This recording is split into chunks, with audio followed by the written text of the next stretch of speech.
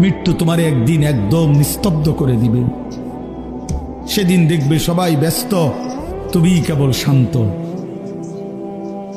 সেদিনও দোকান খুলবে, সেদিনও রোদ উঠবে,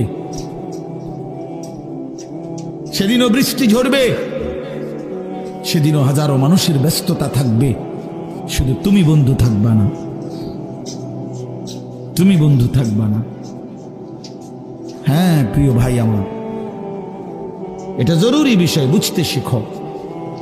নিজের ভালো, নিজের কল্যাণ, এটা বহুতই জরুরি বাপ, বহুতই জরুরি। যাই হোক, আমি লম্বা করে ফেলছি আমার কথা।